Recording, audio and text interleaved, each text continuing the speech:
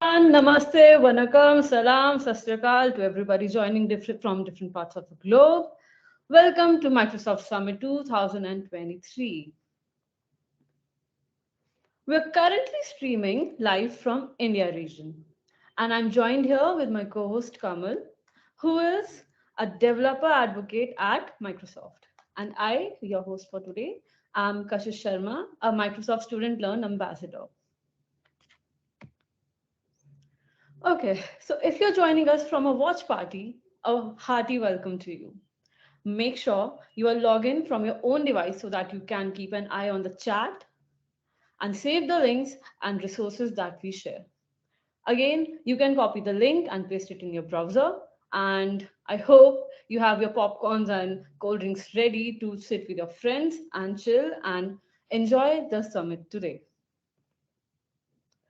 So, before we begin, please take a moment to read our code of conduct.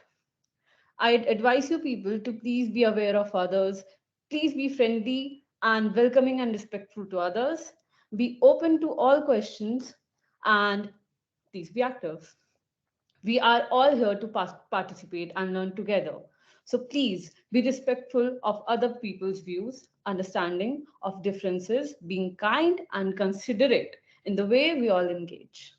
Yes, we do encourage to participate and please be active with us. And we are very excited to be here. So again, welcome everyone to Student Summit 2023. We have heard from many of you that that you are excited about networking, technical learning, career advice, and exploring new tech like AI. Today, we only have 90 minutes, though we'll touch on all of these things. You'll hear career advice from industry experts and have time to ask them questions. And equally as important, will help you continue to learn after even a student summit. Student summit is not just a moment in time. This is a part of your journey. The goal of today is to inspire you. We'll discuss application development, developer tools, low code, no code, fusion development, and AI data and machine learning. So, with that being said, today's event is in conjunction with Microsoft Reactor and Microsoft Learn. So, Microsoft Reactor is our community space where we welcome you to come and learn and connect. Whether you join us online or in any physical space, it's a place for industry professionals. That's right, we are talking about you. We come together to explore industry leading ideas, exciting Microsoft technology, and open source communities. We offer a diverse mix of hands on workshops, expert panels, and community events. There's something for everyone. Whether you are looking to start or accelerate your career in technology, we are here. Okay, so that was all about the information that we have. And just to give you a heads up, what's next with Microsoft Reactor, we have some live Reactor events.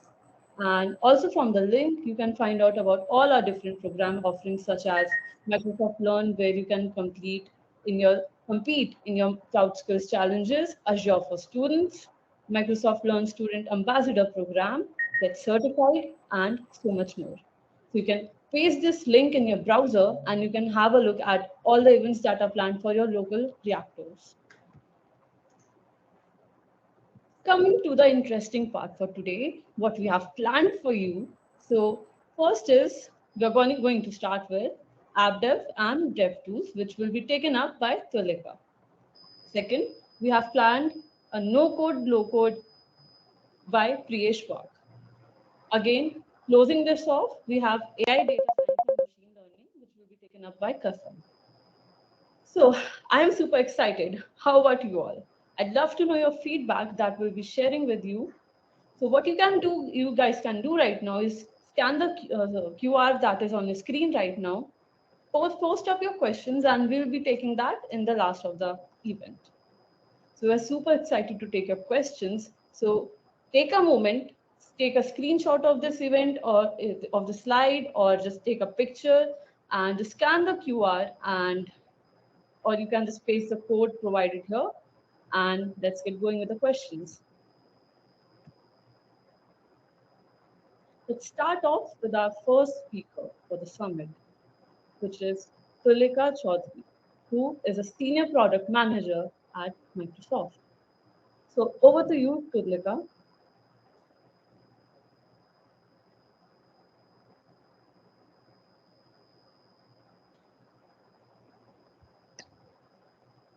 Hi everyone, my name is Tulika and I work as a product manager for Linux App Service. My product is part of the developer division in Microsoft. We call it DevDiv. And the purpose of the developer division is to make sure that no matter what kind of programming language you're using, what kind of system you're using, Windows or Linux, we will enable you to work and collaborate in a seamless manner.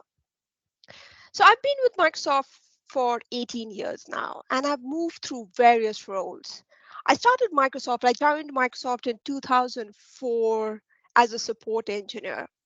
It wasn't exactly out of college. I'd worked for 1 year in HCL Technologies when I got this offer.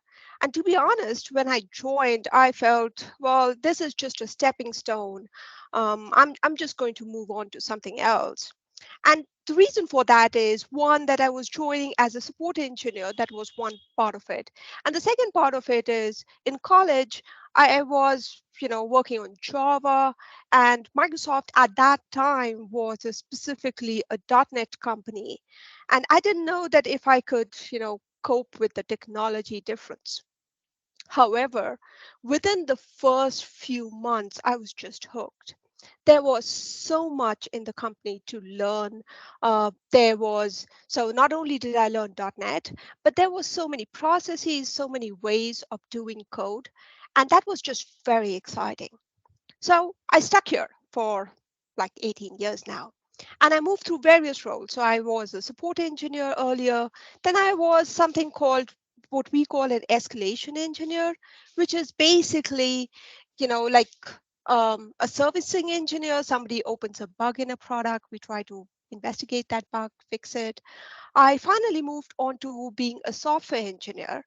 And now I am a product manager.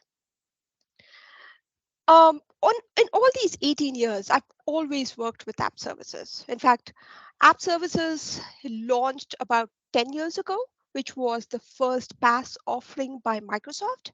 And we, and that, I mean, I was there right from day one. When we launched app services, the idea was that some, we would allow developers, and this was at that time basically .NET developers, we would allow .NET developers to maintain their productivity and just bring their code while we do the hosting for them. So that was the original game. And very soon we found our place in the market and we were making revenue because a lot of developers wanted to actually embrace the cloud, but they didn't want to worry about how do they deploy their code, the mechanisms that they use, or even things like updating the infrastructure to make sure that the code works. So we started with that, and this was at that time Linux and open source languages was something very new with Microsoft. We were just exploring, where do we go with this? And very soon, app services decided that we need to be part of the developer ecosystem. We need to embrace open source languages as well as Linux offerings. So now with app services, you can not just deploy your .NET code, but you can also write code in Python, Node, Go, Ruby, PHP, and you can host it on Windows if you want to, but you can also host it on various flavors of Linux if you want to. And as far as a developer, you don't need to worry about the infrastructure. We'll take care of all that for you. So coming on to what my work involves, let me just talk a little bit about why did I want to go become a product manager. So for the longest time ever, I was an engineer. So I was either debugging code, I was writing code, I was writing fixes, and that felt pretty good at the time. But after some point of time, I started feeling that this was not enough. I didn't just want to sit in my corner and write code. It was exciting to write code. I mean, make no doubt about it. However, I wanted to learn the entire process life cycle, not just in writing that small feature that I was given, but something right from scratch. How do I determine that my product A needs a new feature? And B, how do I build it from scratch? How do I determine how does the feature look like? How can I light it up? And at the end of the day, not just release it out to the market, but also determine for how do I keep improving it incrementally? And for certain things, we also have to work through end of life for these products. So my work on a day-to-day basis involves looking at customer landscape, the market landscape, and determine what are the things which our customers are asking for, or what are the things which the market is going towards, analyzing current trends.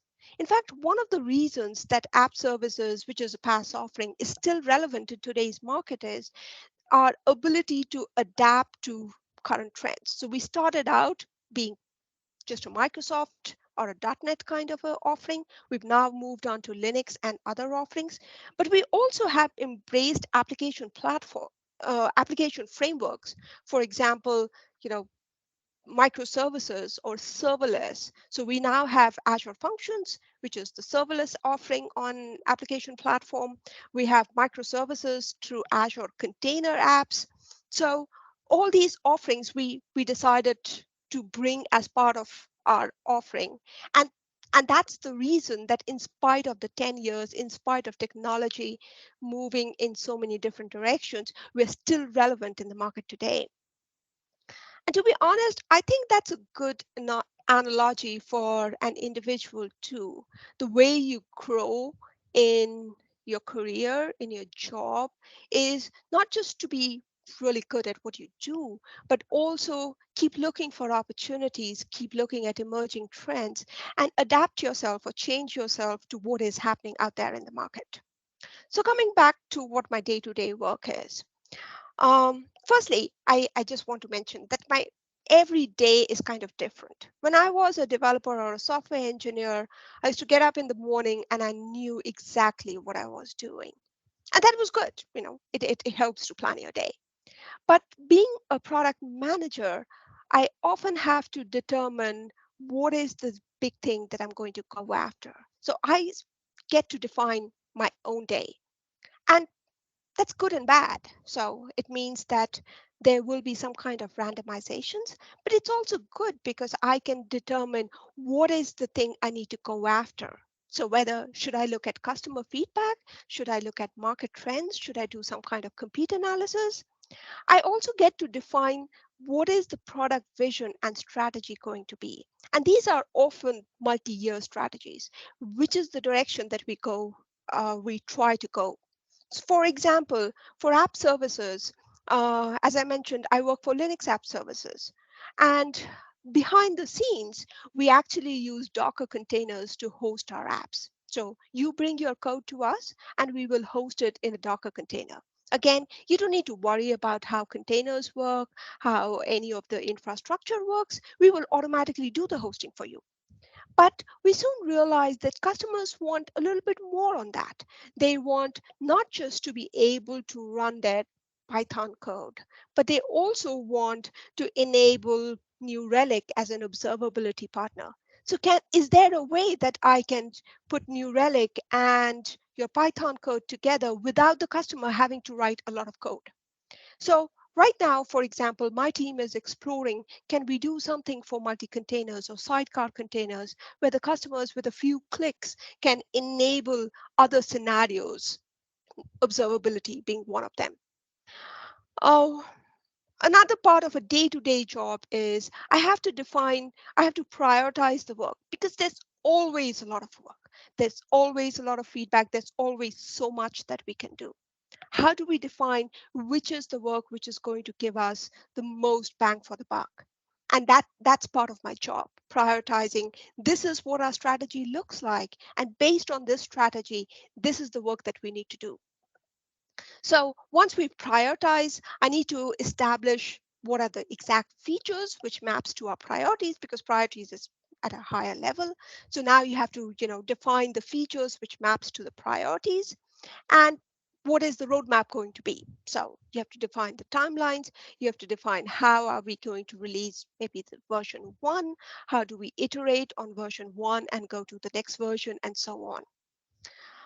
Another part of my job is, and this is the part I really enjoy doing, is product advocacy, which is working with our marketing team, but also working with things like the Microsoft Reactor, going and reaching out to the community in general, talking about some of the offerings, because that's the best way to get feedback, to have people try it out and then tell us what they feel, and it allows us to course correct as we go about it. And then, of course, we have to manage all the stages of the product life cycle. So right from the time something lights up on the portal to the time we decide, okay, this is no longer answering our purpose and we need to now phase it out. Um, and most days, well, every job has good and bad days, but most days I'm really excited to go and work because I can actually see the whole service coming together as one. Because I understand it from the business angle of it, I can also now relate why are we doing this and where is the product going in the future. I mean, there's something that we say always, software is a team sport, which means that it is in my role, I get to see all our various team members come together, not just engineering, not just the developers, but the marketing team, the designer team, everything coming together and releasing a service. And that's great to have. Um, so as I said, I work on a PaaS offering. Right now, even though, and I'm sure you're hearing about all these buzzwords that we have, you know, in the world. There's microservices, there's cloud native, everything probably needs to be on Kubernetes. And so how do we stay relevant? And I think that we are still, in spite of all this, in spite of microservices becoming the norm, in spite of Kubernetes, everybody wanting to go the Kubernetes route, there are still companies and customers who want to modernize their existing apps. And what we provide as a PaaS offering is one of the easiest way to do it. So the easiest way where you can get your application from your on-premise onto your cloud, PaaS is probably the best option to you. So we have, there are two kinds of organizations in this world. One is the ones who are existing organizations who are trying to modernize. And the second is the born in the cloud who want to do everything in the cloud and they have no footprint on premise. But the good thing about app services is, and a good thing about PaaS is that we have offerings for both kind of customers. The ones who just like a little bit of control, but just want the entire productivity. But we also have things like container apps where you want to control everything that you're going to deploy and just want to do right from the start everything in Kubernetes. So I think that even as we go forward, PaaS will continue to stay relevant because we would have developers who would perhaps have some part of the application which they want to keep on a PaaS offering and not worry too much about the infrastructure, while they might have other parts of their infrastructure which might be cloud native and can go directly to Kubernetes or any of our Docker offering. So that's my spiel about my career story. I'm happy to take any questions. Thank you, Tulika. That was an awesome session, and definitely everybody would have got an insight. Like having a 2 year, 2 decades of experience in the product engineering line. So I just have a quick question. So we do have a couple of questions, but just to ask, you've been in different kind of roles, like from product support, handling escalation. So I'm sure every day is different, and you've also discussed about it. Like, did you have any magic moments where either it could have been like a product going live or some kind of customer excitement or some releases or something? So would you like to share some thoughts, or how did your day go, or some magic moments that you would love to share with the audience? Sure. So a couple of things, and magic moments keeps changing as you move in your career. So when I was in the support team, it didn't happen always, but sometimes your customers would come and say, you know what, you gave me this solution and this saved my job. And that makes you feel, that gives you that warm, fuzzy feeling inside that, okay, whatever I'm doing and all the hours I spent is somehow worth it. So that was in the support time. Um, when I joined engineering, the first time my feature lit up in the Azure portal, so Azure portal is portal.azure.com, which is used by customers all over the world. The first time, and it was a very small feature. It was, just some logging that we had to. But the first time that lit up in the portal was this great aha moment that, you feel like you've arrived and you've Oh, got your feature up in the product. definitely. I think everybody has a magic moment. So I'm glad that you kind of discussed and people would kind of understand that it's not about just a particular day. It's like every moment, every day you enjoy is a magic moment. And yeah, and Kashish, you have any questions? But before that, I see a lot of questions in the chat asking, do we have the Microsoft Services Azure free for student? Yes, it is free for student. You can access the Azure services, including $100 in a free Azure credit with 25 plus free Azure services. So the links would be added in the comments so you can check it out. And definitely there are services available for students where you can kind of claim it. Yeah, Kashish, do you have any other questions for Tulika? Uh, Tulika, Kashish, I think you're on mute. Am I audible now? Yes, go ahead. Okay, so actually, I was blown away by the Tulika's presentation. So I have like a question for you. So what does a typical day in your life look like as a developer? So like what tools are you using and how do you go about building and discovering products or solutions? So when I was working as a software engineer, when I was actually doing development, the main tool that I was using was Visual Studio. We inside Microsoft, we use our DevOps sprint boards, and that defines what is our work. So Microsoft works in terms of semesters. So every 6 months we have a semester, and the semester defines the broad items that we are going to work for the next 6 months. So that's part of the planning. That's the semester planning. Once the semester has been planned and the broad items have been defined, it's the work of the product manager, for example, to determine that how do we break down the broad items into smaller work items which now can be consumed or worked on by developers. So once that is done, classified into a work item, and we use the DevOps thing and we start working on it. Since we are like I work on Linux app services, a lot of my work involves working on Ubuntu with Docker.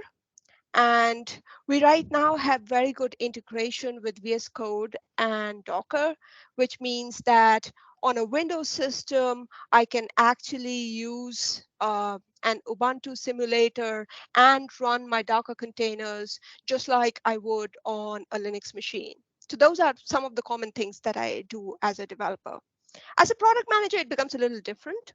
A lot of our work is focused on finding out what the customer feedback is, but we are also, so on the one hand we are product advocates where we try to popularize our features, but we are also sometimes our own product testers, which means that we use our own products to a great extent to determine what are the things which we can improve either in the UI or in the product itself. So that's another thing that I do on a daily basis, just familiarize myself with the product itself so that I can determine how we can make things better. Power BI is another thing that we regularly rely on because that allows us to do trend analysis. It allows us to find what are the features that our customers are using. So we get a lot of data. We collect a lot of data from the Azure portal, from various customer listening posts. How do we analyze that data and have manageable graphs? So Power BI is extremely helpful for that. And that's another thing that we use quite frequently. Okay, brilliant. So, right now we have a pre-recorded reel for you people. Did you know you can create and deploy your own website for free? Even if you're new to HTML and CSS, you can go from idea to code to live site in minutes using VS Code, Copilot, and Azure. Abriel, I have my GitHub and Azure accounts, and you know I love coffee. Where do we start? So this is our HTML file, and here is also our CSS file, and here is how it actually looks like right now. So what we are going to do is to ask Copilot to help us to include Bootstrap and UIKit.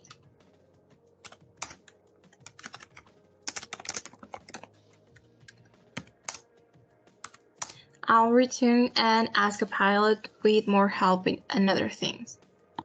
So here are the other things that Copilot helped me to do here on the HTML file and also here on the CSS file. So let's deploy it. Right after we submit our changes to GitHub and downloaded the extension of Azure and Azure Static Web Apps, we have to sign in with our Azure for Students account. So after that, we create the Azure Static Web Apps with this name. We select the region. I'll select custom. I'll leave it like this, and I'll change it to this. And so we will wait a few minutes just to confirm that everything is created. We click on Azure for Students, Static Web Apps, browse our website, and here is the final result. Try GitHub Copilot now and take your coding game to the next level. Sign up for our Cloud Skills Challenge and attend follow-up sessions at the Reactor to learn more.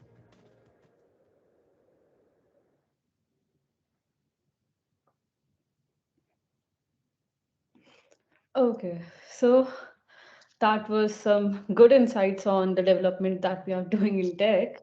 So, moving forward with our second speaker for the day, we have Priyesh Wagh.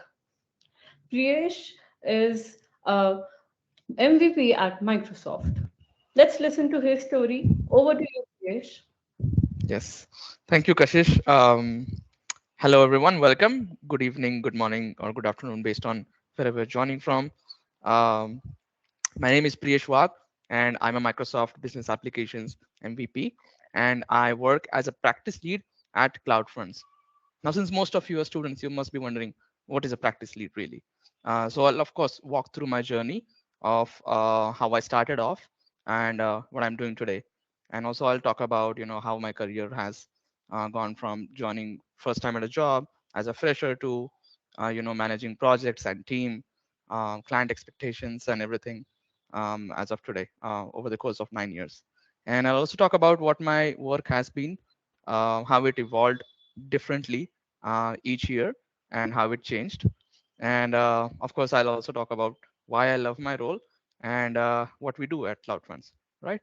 So again, happy to add more insight to this session, and happy to bring more light on what a career in Microsoft technologies oriented environment looks like, right? So I'll talk a little bit um, about how I started. So I started my career in 2014.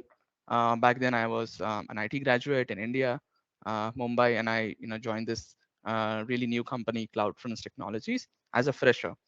And as most students into our first time job, it's really difficult to identify what are we really going to do in our careers. And we take up jobs, and after that we tend to realize more what the work is about. And that's how the learning process goes really. Realistically, it's very difficult to identify early on before you even start working as to what your work is going to be like, right? So that was my first introduction into Microsoft technologies.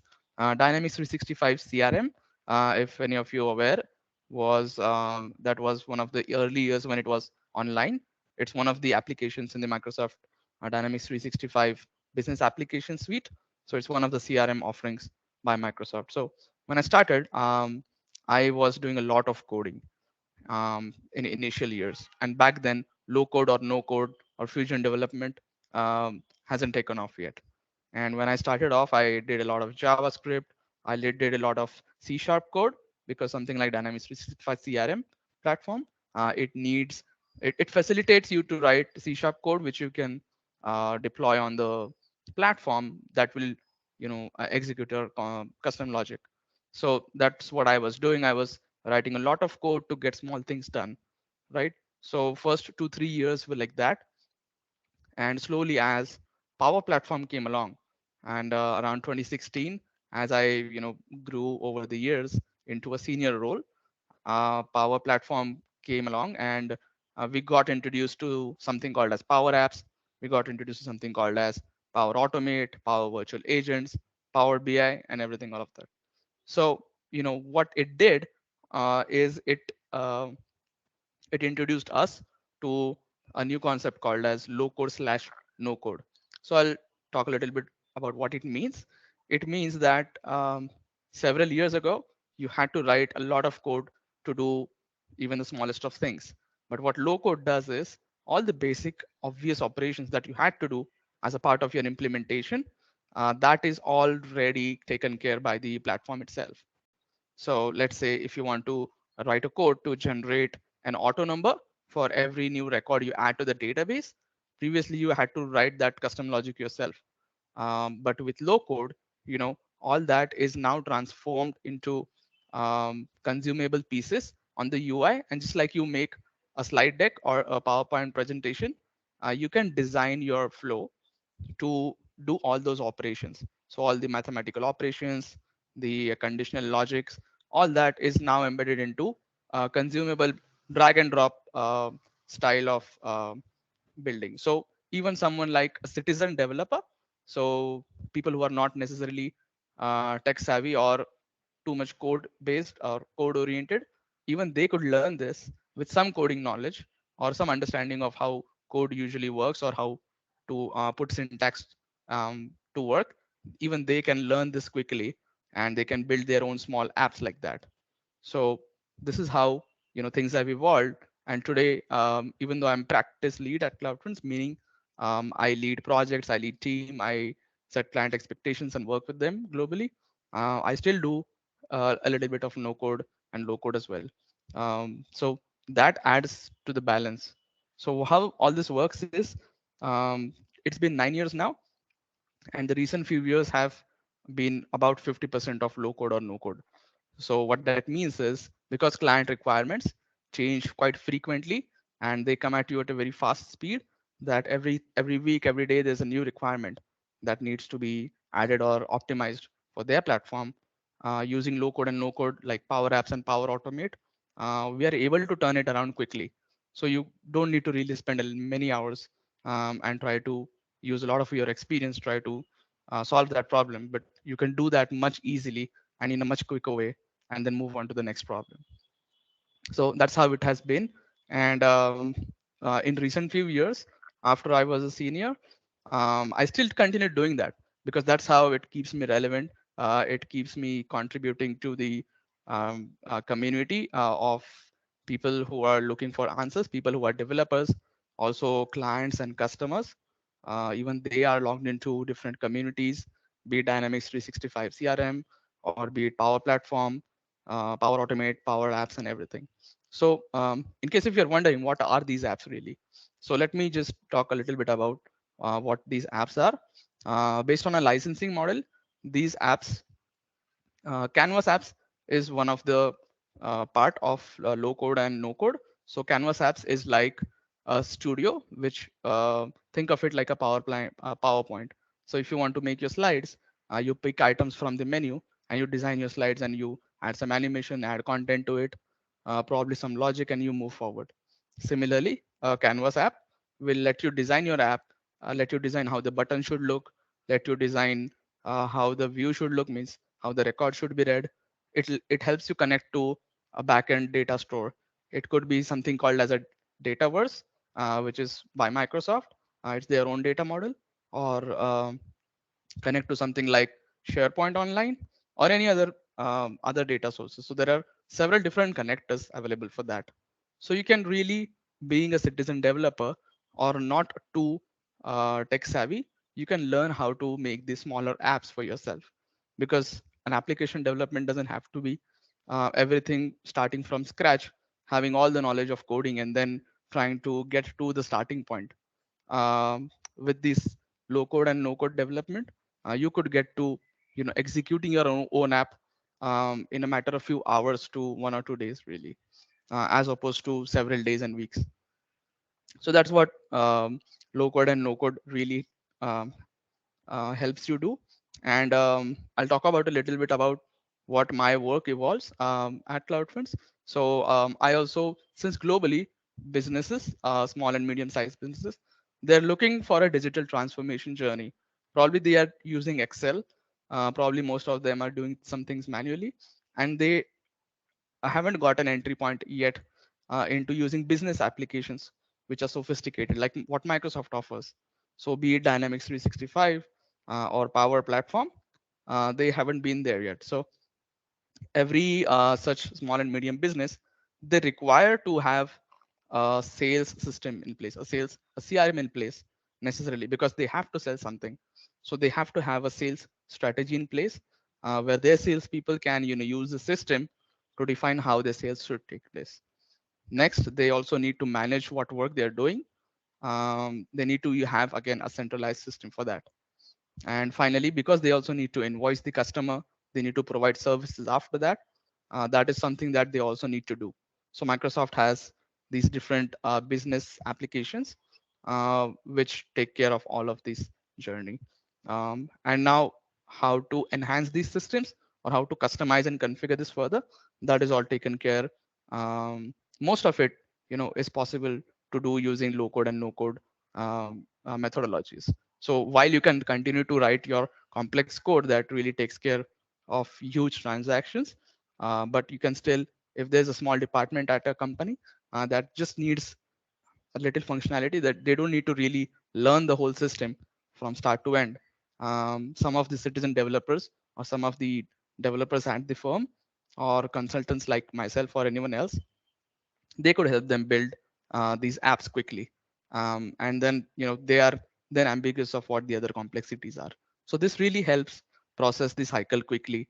You're able to provide solutions at a much faster pace, and solutions and industries or companies see success really early on, instead of have to go through a traditional software development cycle and wait several months before they could see actually their work uh, passing through all these systems. So my work involves, you know, um, in the pre-sales activities of, how to talk to customers, understanding their problem statements, what part of Microsoft applications is suitable for them, right? Because always the right question to ask is, why do you at all need these systems? So it has to be necessarily narrowed down to exactly what they need. Because Canvas apps and Power apps, you can start off with very little. It helps customer get onboarded quickly.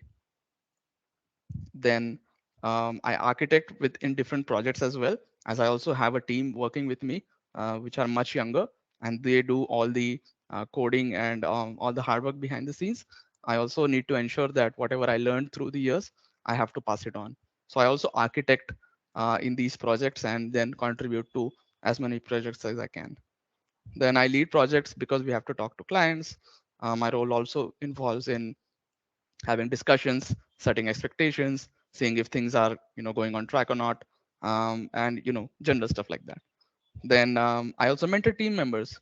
I usually also talk about how I handle certain situations, how I found answers, how the community has been helpful whenever I didn't knew something, or whenever it was too late in the night to, ask someone in the community, ask a friend of what the problem is. Microsoft communities are really um, come together globally, and they answer your questions, be it Power Platform or Dynamics 365, either way. And I also work with the team to see what's latest and greatest today, how things are different from what last year it was, how things are different today, what our roadmap looks like, uh, what technology stack should we advocate for, how to pitch that, and all of that. So it helps all of us learn from each other. There's so much to learn from every single individual in your team that it's never going to stop. It's not going to end. So that's how my work that's what my work is about. And the reason I love what I do is because you're probably at an environment which is flexible enough to let you think creatively without having any boundaries, and try to come up with creative solutions. Every solution for a customer doesn't really have to be super complex and boring. You can come up with innovative ideas, add that to the list, develop quickly, put it up on the system live, and let customer share live feedback while while discussing other things. So this flexibility is really nice. It doesn't let you sit at one place throughout the day just coding. That would really be boring. So the flexibility is key. That is what's the fun aspect of it. And there are different areas in Dynamics 365 business applications. So I validate what I do. I ask my team members what's a better way to do it. I get to learn that as well. The same thing we discuss with customers as well. So this flexibility really gets keeps me busy all the time, and being busy is a nice thing today. So that's why I love what I'm doing. Plus, you have exposure to the global customers or people in the community globally, whom over the years have gone to known from just being community members to some people or acquaintances or friends that we've known quite closely. So that's why I love my role. And finally, we're 100% Microsoft Cloud focused. So there are some of the complex server things which used to happen back in the day. I still am not much aware of that because thankfully Microsoft has come up with everything that's on the cloud. Everything Microsoft takes care of all these systems. We really have to worry about just solutionizing problems for the customers and then deploying to them. The infrastructure part is something that I wouldn't really worry about because we are 100% on Microsoft Cloud. So that was entirely my journey. And to summarize in a few words again, it's being not knowing much to really growing year on year and trying to experience something new. So it's never going to be the same. Even in the future, it's always going to be something latest and greatest always. Now, because low code and no code, it's evolving. I think the future looks like your core code or your deep technical skills are always going to be relevant, but having low code and no code in place, it's going to make things much easy for you to do, at least for the much early on aspects in your implementation. So it's always going to be a combination of low code, no code, plus your complex system, which are more robust as well. So I hope I was able to shed some light on how low code, no code, or what this fusion development thing is all about. It's being widely practiced now, and it's gonna keep growing as ever. So I hope this was useful. Thanks, Priyesh. That was an awesome session and a great insight about this low code and no code. I think everybody Thanks, in Kamal. this generation would love to give a touch on Absolutely, it. absolutely. But just curious, out of curiosity, the reason is I've been in this industry for a decade, and I've been doing from the scratch, where I literally started with the coding, the scaffolding part, the Right. arranging, a lot of things we have done manually. But now, if you Yes. think, everything is like drag and drop kind of things, right? So do Yes. you think it will kind of completely replace coding? It won't. In my opinion, it really won't, because low code, no code is supposed to make the obvious things easier. Mm-hmm. It's not really supposed to replace uh, what you want to do. It it doesn't mean that it's limited. It also doesn't Mm-hmm. mean that it has its restrictions, but it depends on what kind of control you still want to have.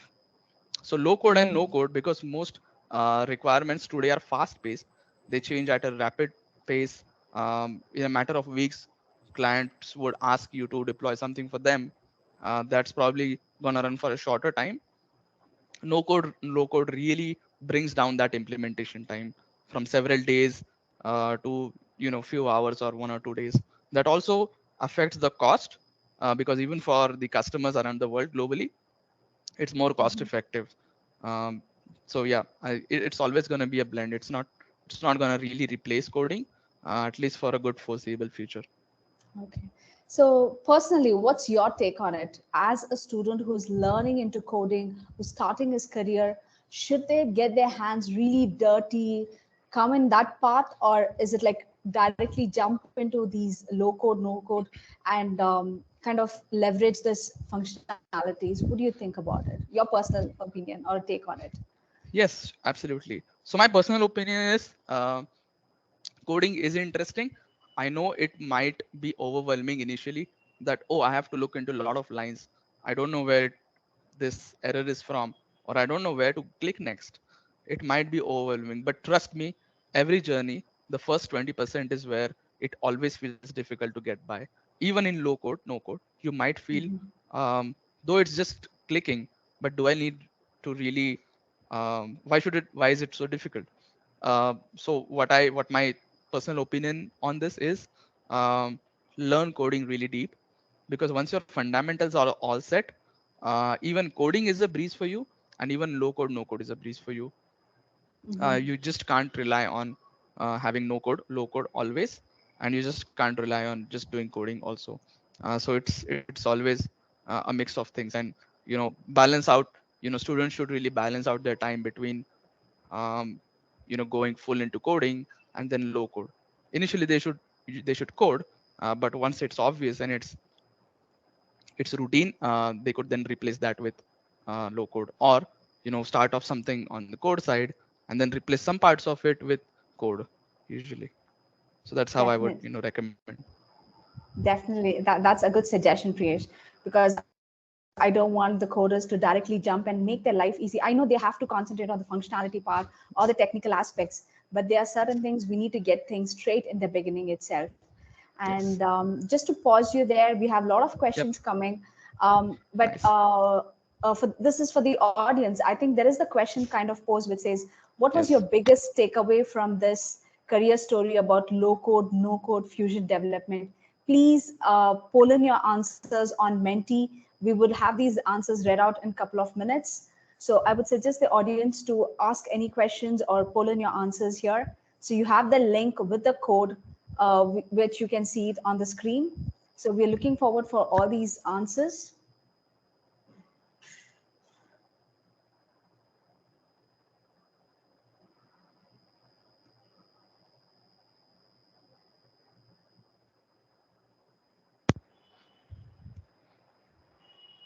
Okay, you can see the poll, the answers: creating dynamic web pages, Power Pages, and integrating OpenAI solution with Power Platform. So you can see the live polls results here. Please do poll in your answers. Or if you're kind of not unable to go ahead with this poll, please tell us in the chat so that we can read out your comments and understand what is your opinion or take on this. Oh, I see a lot of people creating dynamic web pages, Power Pages.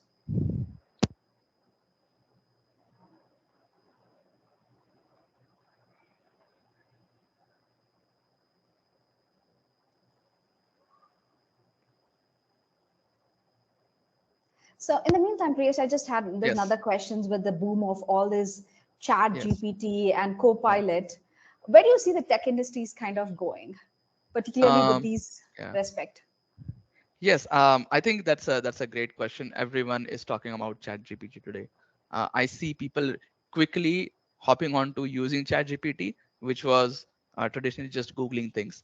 How I see this is, of course, it's gonna evolve, uh, and it is still evolving. It's still very early, really, and it's I think few people still are yet to realize that it's not always true, right? Because even ChatGPT says that it's gonna keep improving because it is generative AI.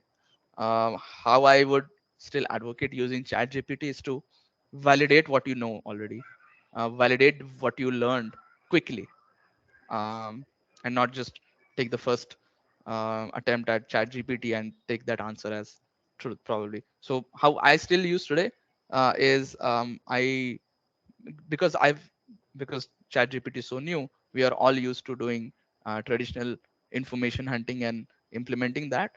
So how I use ChatGPT today is I revalidate things, that whatever I've gotten, is that the same thing as well. So it also gives me an insight of how ChatGPT really works, how to use it effectively. I would still use it as a tool to validate what I found.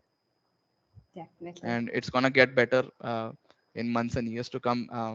And time will tell. We've seen ChatGPT 4 recently, GPT-4 recently released, and that's way more powerful. So, can't really imagine what's gonna come. Okay. Thanks, Priyesh. That was a good take and a good insight on your keeping your experience with low code उसमें मुझे अच्छा and 1000 रुपए घंटे how मिलते थे, which students was or good for me. professionals can Side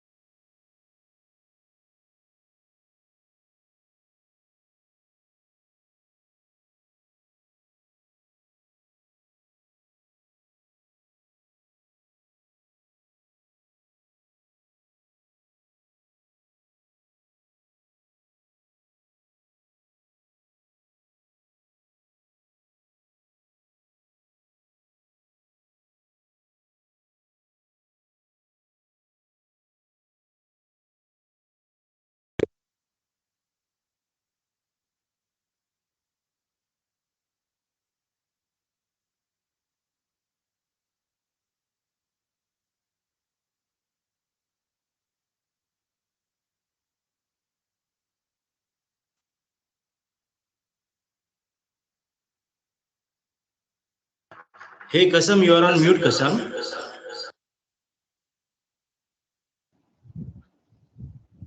Am I audible now? Yes, you're audible now. Yeah. Okay. Thank you. Okay. So thank you everyone for joining this summit, and thank you for having me. Myself, Kasam Sheikh, and I'm a Microsoft MVP in AI, among the first 4 from India. And uh, I worked as a lead solution architect with Capgemini, as an Azure and AI and low code SME. Uh, my work involves basically to work with clients, to present or to suggest the designing or the solutioning part based on the business requirements altogether. So I started my career with Microsoft technology only, with that is basically with .NET framework and C Sharp as a language. And then from last 7 years, 7 to 6 years, I started with Azure, basically in 2016. So when I started working with Azure, it was like it was only 27 services. Now it is more than 1,000. Sorry, more than 300. Sorry for that word. So the very first, the very first product which I built, or I was a part of that team that involves AI as a stack, where we wanted to have some kind of digital. Uh, wanted to build a digital admin altogether, and those face APIs and those emotion APIs were all new one from the Azure itself, and I was a bit lucky to use it in a very initial stage, and that really clicked altogether to work in this field. Rather, what all possibilities or what all things we can achieve using the AI services and with the power of course, with the power of Microsoft Azure. So. Of course, along with that, there was some community events, community tech events, which was happening in my area in Mumbai, and local parts of India, which had many new services or new uh, presentations given by the Microsoft uh, folks on basically on the bots or AI field. And when I started attending those events, and when I started using those services of in my day-to-day job or in my day-to-day activity, that really helped me to grow in this AI area, or rather AI field. And that's where I started. I wrote my first book on Microsoft bot framework, that is Azure AI. That is the service name was Q&A Maker. So that was the only book which was written on that particular subject. So I have authored 4 books, and all are all revolves around the bot framework, artificial intelligence with business, and Azure areas only. So this is where I started. I writing blogs. I started presenting. I started giving talks, and I formed my own a group or a community, a tech community for Azure and AI learners or enthusiasts, who was very peers to me, and I like it was a kind of group joining. It was a kind of group event, get together events, and learning things, sharing the things what they are doing with those services, what all things they are achieving, what all blockers or what all things they are expecting from the services, that those kind of stuff. And there I started the community name Dear Azure. So now Dear Azure community has more than 10,000 users, 10,000 members, and all are very zeal, all are with a zeal of learning Azure and AI. So we regularly have many webinars, workshops, and this AI boot camps, Azure boot camps, and all. So coming back to what I'm doing as a part of being in Capgemini. I'm a part of Microsoft community SPOC for basically I drives cloud certification initiatives in my business unit.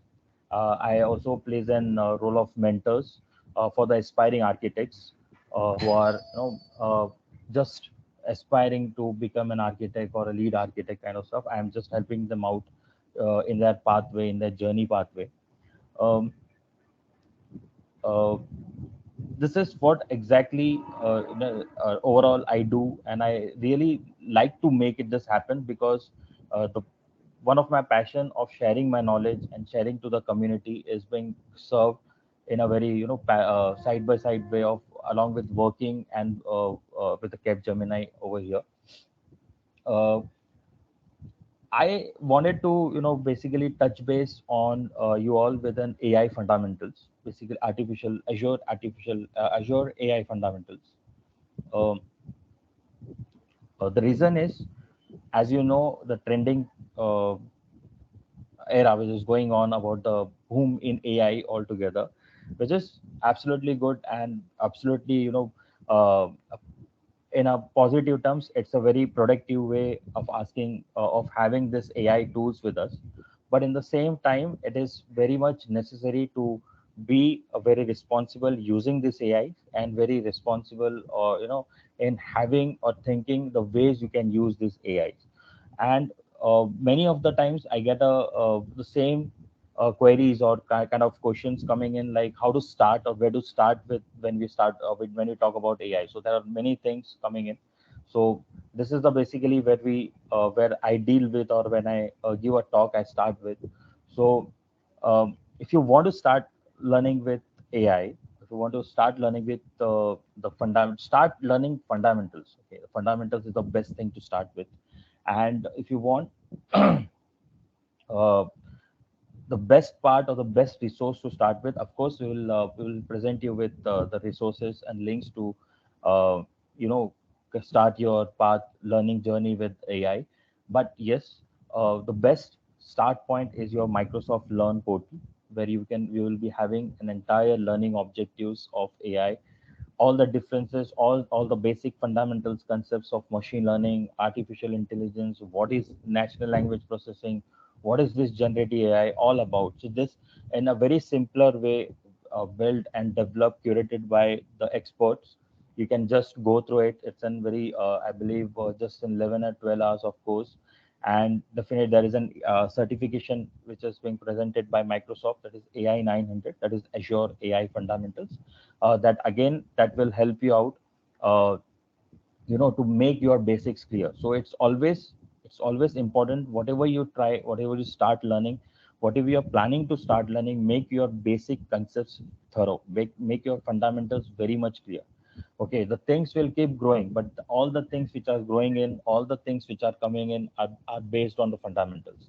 And if your fundamentals are strong, if your fundamentals of any of the subjects are clear, in our case, if it is in our case it's AI, right? So if your fundamentals for the AI is very much clear, you can master, you can think you can think just using the thing and doing most innovative stuff in a most responsible manner. Okay. Now, one good part is Microsoft has also introduced an free assessment in Microsoft Learn portal itself. So, and that too for AI 900. There are few exams, few certification exams for which the assessments have came in, and one of the exams is Azure AI Fundamental. So, once you go through that path, once you go through that journey, the entire study path which has been planned in that Microsoft Learn portal, just try to give an assessment and see where you stand. That will really help you to give the main exams, that is AI 900. So before appearing for the main exam, just try to complete this assessment, and that is absolutely free. You don't have to pay anything. You don't have to pay anything on the Microsoft Learn portal also. So it's very easy to learn and easy to start path. Uh, Talking about my community experience, as I said, I run Dear Azure uh, Azure community, and it is also from last 5 years.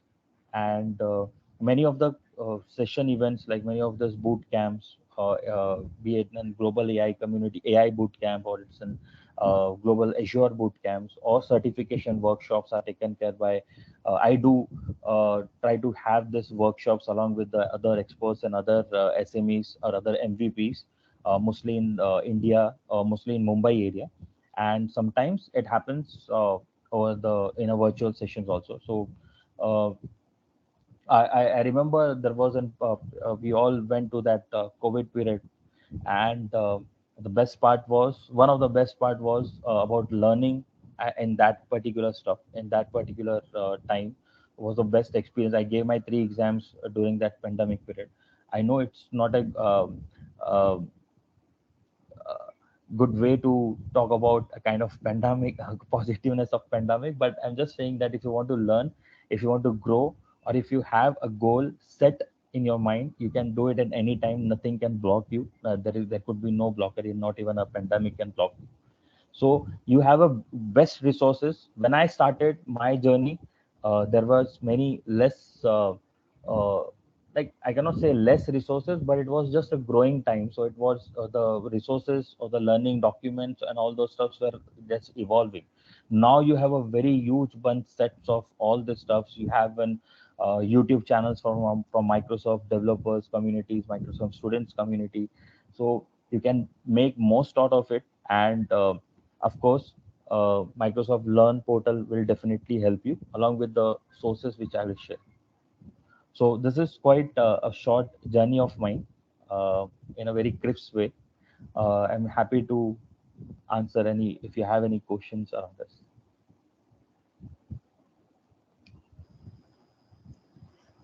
Thank you, Kasam. That was an interesting session to understand about the bot, Azure AI, and how the future is kind of working. Now, sometimes I kind of think about it like, why should one really invest in Microsoft Azure AI? Now, if I'm a student who's like kind of budding into this IT world and coming, so what is your take on it? Why should someone really invest in it and do what is that he can create smarter? Just wanted to know your thoughts on it. See, using Microsoft Azure basically runs this AI models as I told in my initial talk, using AI responsibility with a responsible AI principle is one of the best or most important thing when you start using AI or when you start investing in AI. Uh, why to use Microsoft Azure is basically Microsoft Azure follows the principles or monitors the usage of AI in a very ethical manner, in a very uh, transparent, with all the transparency, with all the reliability, and you can have the Microsoft Azure security behind it, the power of see basically a huge or a best AI models needs a huge compute, it needs a huge data to make it more mature, and this of course a huge algorithm behind it. And when it comes from a giant like Microsoft uses the existing the like the for example the latest OpenAI models which is being used by Microsoft products. So how you can see how what are the power you can achieve by using those large models with the use of Microsoft. So here is what why I basically prefers Microsoft Azure is about the security, the reliability, and the fairness, the way it uses, and of course the base objective of using an AI for good kind of stuff. So that is the best part I feel. Okay. That was a great insight, Kasam. So I'll just pause you because we have a question for the audience. What was Yeah. your biggest takeaway from this career story about AI, ML, and data science? Please pull in your answers on the QR code, scan it, or you can go to this website with this particular code. And please do pull in your answers. We're going to find out what are the majority of your answers are. So back to you, Kasam. These days we see students are just not coming out of colleges and then getting into an IT company. We see a lot of entrepreneur and startup mode starting in the college life itself. So what do you think, how would they would be benefited in this Microsoft Azure AI part? What's the beneficial from the startup point of view? Okay, so when we talk about the startups, so there are many initiatives even Microsoft has given for the startups and for the young entrepreneurs. And as I said again, we have the ready-to-use models. We have they don't have to invest on the costing behind or the datas and the computes which needs these models to get up more mature in utilizing it. Rather they can focus on the problem area, the startup when they are trying to build a startup with a problem area, they can try to focus it on it. Microsoft provides a huge tool, varieties of tools to use this intelligent models. It also provides many of the subscriptions kind of fair subscriptions for the startup. It has many. I have seen. I'm not able to recollect the name, but there is a separate channel altogether for guiding, for providing a guidance for the startup entrepreneurs altogether. So, um, as an as a youth, or if you want to start up, or if you want to go, or if you want to start something and you have something in your mind that you need to create this innovative stuff, or you need to address this problem statement, you don't have to worry about the things that to have from its scratch. The Microsoft Azure or Microsoft Azure AI models will give you all the things ready. It is just you need to utilize it and you need to create the things. Definitely, Kasam. Totally to the point.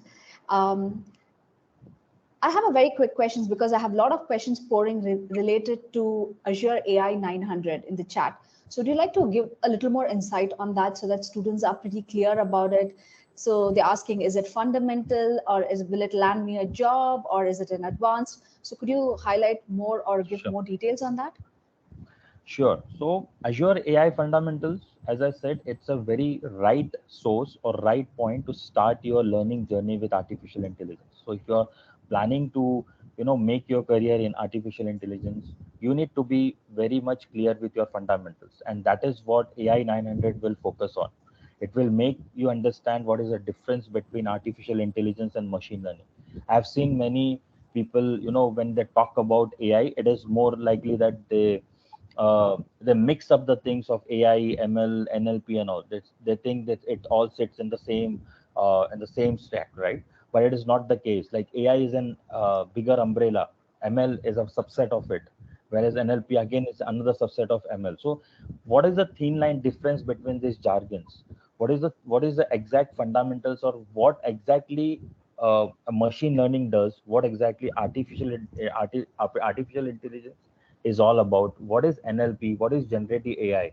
All this stuffs, all these thin line examples, or all this thin line concept will be cleared once you go for AI 900. It will show you, the how the things are categorized, how Azure has categorized these AI models into different categories. Like there could be a vision, it could be a language models, the vision models, the search thing, the knowledge capacity. All these different categorizations are very clean and detailed explained in that AI 900 exams. And yes, like I cannot say that it will land you directly into an AI engineer job. So it has a different stage of exam certification. So AI 900 is a very fundamental exam where you will clear your basic concepts. Then there are AI 100, AI 102, which comes on the AI engineer associate, and the higher level exams, which definitely helps you out for landing up for the AI engineer jobs. But yes, along with this certifications, you have to do your own hands-on. Microsoft Azure gives you free subscriptions for the students, for the eligible students and universities, wherein you can utilize some of the powerful AI services. Once you go through this AI 900, you can have those practical, diving in on your own. So it will be a kind of make your hand dirty with diving in with these services, not only just reading the things. If you make yourself hands-on, it will definitely help you in your job also.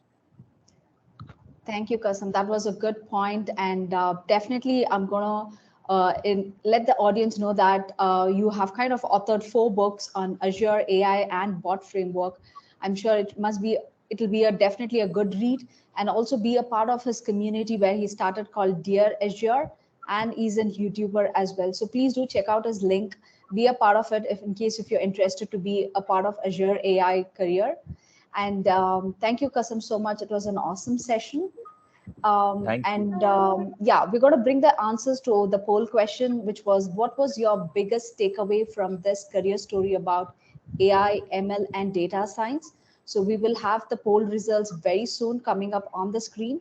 So so we will have them displayed very shortly. Okay, so we see the answers polling in, and we see the majority is using OpenAI in projects. Seems to be the top one. And the second top is writing machine learning code. And then we have using Azure Machine Learning Studio. Looks like there's going to be a tie between the using OpenAI and the machine learning code. So you want to say your thoughts on it, Kasam?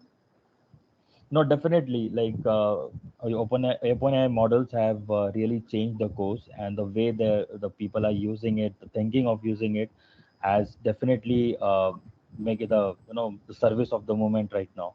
And along using that OpenAI service models with Microsoft can create really great use cases. I myself, we are using it right now. We are trying to implement and having talks with the clients, and even the clients around are very much interested in knowing how we can utilize this large model. So I can very well this how the bars are going on is really justifiable. Indeed, I see that. So I still see people polling in, and looks like OpenAI in projects seems to be topping up. But yeah, thank you so much, Kasam. That was great insight on the Azure AI and how to be part of the community, and also be a part of the fundamental certifications. Thank you so much. Yeah, thank you for having me. Thank you everyone for joining, and best of luck. Okay, on to you, Kashish. Okay, so let's see some of the latest tech in action. Let's play a reel. The world of artificial intelligence, machine learning, and data science is growing quickly, and Microsoft is empowering each and every person to be involved. No man left behind, right? For example, using Azure Cognitive Services, you have access to different AI capabilities, such as image recognition, text translation, speech to text, and all this without writing a single line of code. In comes Azure OpenAI service, which makes it more interesting through the power of generative AI, where you can now address deeper challenges such as language barriers. Let me show you a virtual assistant chatbot built with Azure OpenAI services and Azure Speech Services. The bot understands various languages and replies to prompts. For example, what is the weather in Nairobi? Now, once you click the AI, it will give us a response and also say it out loud. The current weather in Nairobi is partly cloudy with a temperature of 24 degrees Celsius, 75 degrees Fahrenheit. The greatest thing about this demo is you can actually say out loud what you want and it will reply back to you. So let's test it in a different language. Hali ya hewa jijini Nairobi EVP wakati huu. And then it will, once I click on the AI, it will give me a response. Hali ya hewa jijini Nairobi sasa ni nyepesi na kiwango cha hewa ni 24 nyuzi Celsiasi 75. How exciting was that? This project was built by Cyrus Wong, an educator from Hong Kong, to help understand and answer whole students' questions regardless of their local languages. What challenges are there in your communities that you can tackle with AI? To learn more about the different AI capabilities, join us for our live reactor sessions and the Cloud Skills Challenge.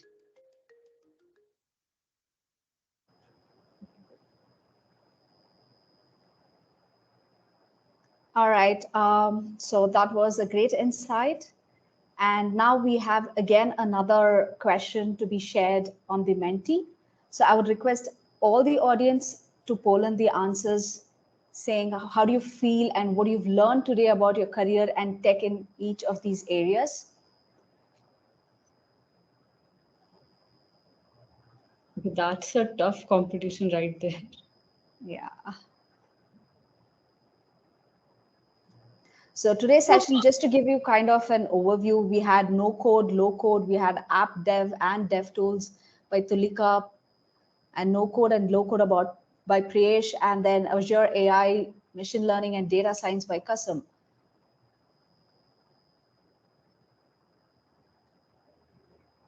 So Kamal, I think we have made it to the last of the event now.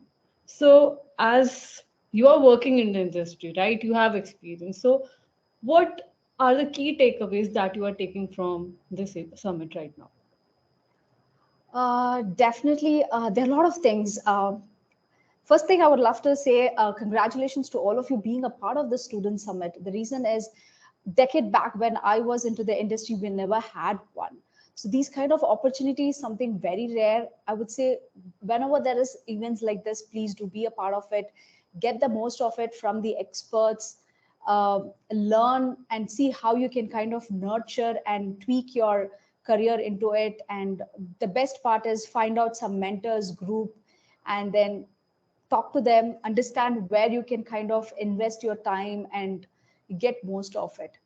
Now, my takeaway from this would be to understand what are the things booming and what is the current trend that is happening. Because what happens is, being or working in a particular process, we are so confined to that particular technology and we keep working day in and day out only related to that technology. But when I come out of it, I get to know so many things about the low code, no code, which Priyesh was talking about, where that would be the future, where we used to spend so much of time, and we kind of, and we should also think about projects or innovative solutions aligning to these kind of trending topics. So I have to see how can I come up with solutions that can implement this low code, no code in my day-to-day life, or taking Tulika's experience, like the product engineer, where she kind of shared how her day-to-day activities, what are the hurdles she faced, and what were the challenges she's kind of gone through. So someone's experience is a learning curve for me. So that is what I look as a student or a developer or even an experienced pro developer, what I could take out of these sessions and see how I can kind of implement it. So these are my takeaways when I kind of be a part of the summit.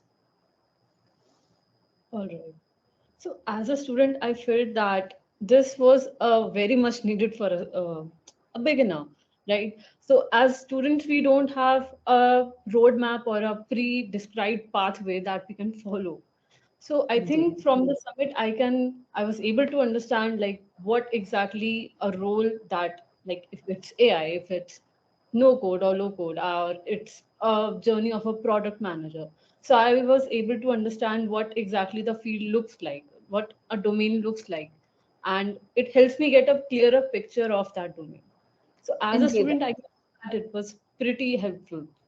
Indeed, because I think students have this preconceived notion that, okay, I'm going to remain a student, I'm going to be a developer, and then what next? No, your role is going to keep changing. You might be a developer for the first few years, and then you might get into a team lead, and then you might completely change or shift your domain, or completely different, where you might be a business developer, or you could be a product engineer, or you could be a developer advocate also. So your roles are never going to remain same. So it's always good to have perceptions or ideas as to how different role functions and what are the challenges or what are things that we could do different to come up with some exciting innovative solutions. That is so true. Indeed, yes. So I also I think we have the answers. I mean, we still have time to poll in your answers describing your student summit experience in one word. So scan the QR code or get onto the website with the code. We would love to hear your feedback, your ideas, your experience, your suggestions, so that summit is all about students and connecting people and talking about the latest tech, right? And how you can kind of benefit. So definitely looking forward to these kind of poll answers.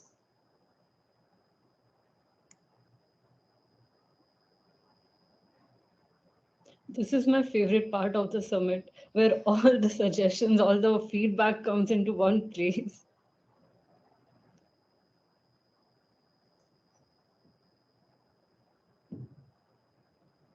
Yeah. So if you had to describe in one word, what would that be, Kashish? I know I it's very think, challenging because when we pose these kind of questions to students, right, so yeah, one word. one word, I think it would be, for me, it was helpful and informative. Just informative, I'd say. Informative. Yeah, definitely. For me, it was like few things where these wow factors. I was like, okay, really? This is what is going to be the future? Okay, we need to think about it. It kind of tells me, okay, you need to come out of that bubble and experience what's happening in the rest of the IT field. Right.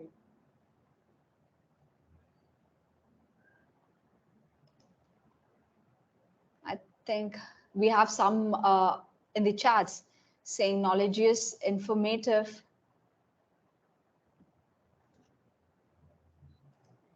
Awesome session. Right.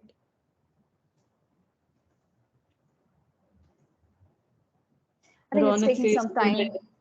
Oh, cool. I think it's taking some time to I get think the people poll can results. drop Let's their see. words in the comment section as well. Yeah. Someone is saying, I think Aisha or Ayasha is saying bombarding.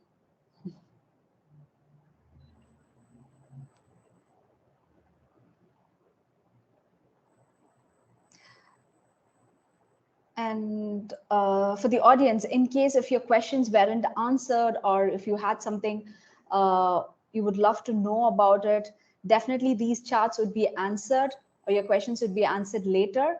So definitely watch out the live sessions or the recorded one later. You might get your answers. Yeah, Kashish, you can go ahead. Okay. So I think we are flooded with the one words that we have asked for. Like it's flooding right now. But we have to move on to the next slide. And also from this link, you can find out about all our different offerings. Like this is the link that you can paste in your browser. And from this link, you can know about any Microsoft Learn where you can compete in our Cloud Skill Challenges, Azure for Students. Any knowledge on Azure for Students is available. Microsoft Learn Student Ambassadors Program information is also available. And to get any certifications and so much more is available in this one URL. So you can paste this in your browsers and have a look. All right. So we have this question saying always, when will be the next student summit? So stay tuned for that. We will announce it and we'll have some exciting news sessions and a lot of good, awesome content coming up for you.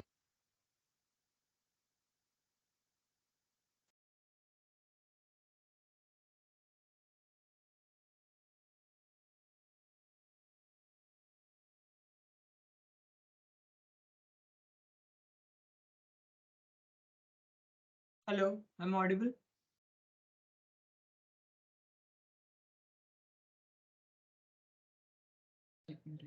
Yes, you are hello audible. Ma'am